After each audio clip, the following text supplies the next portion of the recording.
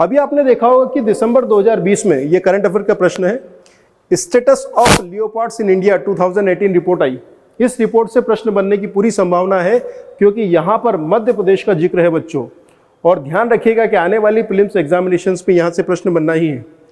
तो प्रश्न पूछा गया है कि तेंदुओं की संख्या के हिसाब से किस राज्य में सबसे ज्यादा संख्या में तेंदुए पाए गए हैं। आंसर आपको पता है, आंसर है मध्य प्रदेश। परंतु आपके प्रश्न इससे ज्यादा बनने वाले हैं, जैसे कि यह जो रिपोर्ट से states of leopards in India 2018 किसके द्वारा जारी की गई। उत्तर मिलेगा आपको प्रकाश जावड़ेकर, जो कि हमारे केंद्रीय पर्यावरण एवं वन मंत्री हैं। वहीं दूसरी तरफ यह रिपोर्ट्स किस मंत्रालय द्वारा जारी की जाती है, तो उत्तर मिलेगा आपको केंद्रीय पर्यावरण एवं वन मंत्रालय द्वारा जारी की जाती है। इसके बाद आप ये देखिए कि 2014 से लेकर 2018 के बीच में कितने प्रतिशत तेंदुओं की संख्या में वृद्धि हुई है, तो ये अब तक की सबसे बेहतरीन वृद्धि है बच्चों। लगभग 60% की वृद्धि हुई है तेंदुओं की संख्या में। अब इस संख्या में जो वृद्धि हुई है, उसके बाद देश में कुल तेंदुओं की संख्या कितनी है, तो वो है 12,852।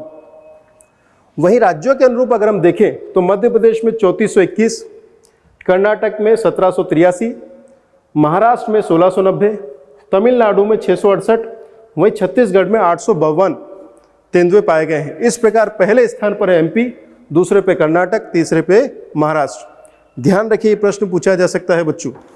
आइए आगे बढ़ते हैं। तीसरा प्रश्न है, जनवरी 2021 में करंट अफेयर्स का प्रश्न है, केंद्रीय औद्योगिक सुरक्षा बल CISF के 28वें महानिदेशक के रूप में किसकी नियुक्ति हुई है। आप सभी को पता है कि सुबोध कुमार जायसवाल वह व्यक्ति है जो कि वर्तमान में CISF के महानिदेशक हैं। अब ध्यान दीजिएगा आप लोग, जितने भी केंद्रीय संगठन हैं उनके प्रमुखों की जानकारी आप अभी से एकत्रित कर लीजिए, चाहे वो भाभा एटॉमिक रिसर्च सेंटर हो, बार्क हो, DRD हो, BSF हो, CISF हो, ITBP हो, इन सब के महानिदेशकों या फिर प्रमुखों को नाम अभी आप करंट से अपडेट कर लीजिए। ये प्रश्न पूछे जाते हैं मध्य प्रदेश प्रीलिम्स में। अगला, ट्रायोड ट्यूब प्रश्न आपके सामने है। भाव ये प्रश्न है कि ट्रायोड ट्यूब का आविष्कार किसके द्वारा किया गया था। आंसर है ली डी फॉरेस्ट महोदय वो है जिन्होंने ट्रायोड ट्यूब की खोज की थी। आइए अब हम बढ़ते हैं पांचवें प्रश्न पर। पांचवा प्रश्न है, राष्ट्रीय महिला आयोग का गठन कब हुआ था। यह एक ऑर्गेनाइजेशन से रिलेटेड प्रश्न है जो कि स्टैटिक जीके का पार्ट है, या यूं कहें कि विविध सेगमेंट में आ सकता है। आप सभी जानते हैं कि प्रश्न का उत्तर है 1992। भारत में महिला आयोग का गठन 1992 में हुआ था, और आप सभी जानते हैं कि यह एक संवैधानिक निकाय है। और वर्तमान में अर्थात 10 जनवरी 2021 की स्थिति में श्रीमती रेखा शर्मा इसकी अध्यक्षता है। ध्यान रखें, वर्तमान में अध्यक्ष कौन है राष्ट्रीय महिला आयोग का, श्रीमती रेखा शर्मा। आगे बढ़ते हैं। अगला प्रश्न है, भारतीय संविधान के किस अनुच्छेद के तहत राज्यपाल द्वारा राष्ट्रपति के लिए विधेयक आरक्षित रखा जा सकता है। ये बिल्कुल वैसा है जैसे कि मध्य प्रदेश सरकार ने कोई विधेयक या कहें कि कोई बिल पास किया और उसको अंतिम अनुमति के लिए राज्यपाल के पास भेजा। अब राज्यपाल क्या इसको, ध्यान दीजिए, क्या राज्यपाल इसको राष्ट्रपति की अनुमति के लिए सुरक्षित रख सकता है। उत्तर है हाँ। भारतीय संविधान का अनुच्छेद 200 यह सुविधा देता है राज्यपाल को। उदाहरण के लिए अभी ओबीसी रिजर्वेशन का मामला काफी चर्चा में है। इसी से संबंधित एक विधेयक था, बिल था, जो कि दिग्विजय सिंह सरकार द्वारा लाया गया था। ध्यान दीजिए, मैं काफी पुरानी बात कर रहा हूँ, लगभग 20 साल पुरानी बात, लगभग इसलिए कि 2002-2003 के आसपास की बात है ये। उस समय ओबीसी रिजर्वेशन को 27% तक बढ़ाया गया था, और जैसे ये बढ़ा तो कुल रिजर्वेशन था वो 50% से ज्यादा हो गया। ऐसी स्थिति में जब ये विधेयक या बिल राज्यपाल महोदय के पास पहुंचा तो राज्यपाल महोदय ने यह विधेयक राष्ट्रपति की अनुमति के लिए सुरक्षित रख लिया और राष्ट्रपति को रेफर कर दिया। अब ऐसी स्थिति में राज्यपाल क्या करेगा, नंबर 1 या तो अनुमति दे देगा या फिर उसको अपने पास रख लेगा, ध्यान दीजिएगा, या फिर पुनर्विचार के लिए लौटा देगा। तो यह सारी कार्रवाई अनुच्छेद 200 और 201 के अंतर्गत होती है। तो राज्यपाल को अधिकार है किसी भी बिल को राष्ट्रपति की अनुमति के लिए रोकना या फिर राष्ट्रपति को रिफर कर देना, आर्टिकल 200 के द्वारा। आगे बढ़ते हैं। निम्नलिखित में से कौन सा क्रिकेट खिलाड़ी ऑस्ट्रेलिया के खिलाफ सभी प्रारूपों में 100 छक्के लगाने वाला विश्व का पहला खिलाड़ी बन गया है। ध्यान रखें, पूछा यह गया है कि भारत का वह कौन सा खिलाड़ी है जो ऑस्ट्रेलिया के विरुद्ध टेस्ट मैच, वनडे, T20 इन सभी प्रारूपों में मिलाकर 100 से ज़्यादा छक्के मार चुका है। हाँ जी, आंसर आपको पता है, वो है रोहित शर्मा। अब रोहित शर्मा के साथ साथ एक अन्य खिलाड़ी आपको दिखाई दे रहा है स्क्रीन पर, वो है क्रिस गेल। क्रिस गेल एक ऐसा खिलाड़ी है जो कि यही कारनामा इंग्लैंड के विरुद्ध कर चुका है। वो लगभग 130 छक्के मार चुका है इंग्लैंड के विरुद्ध।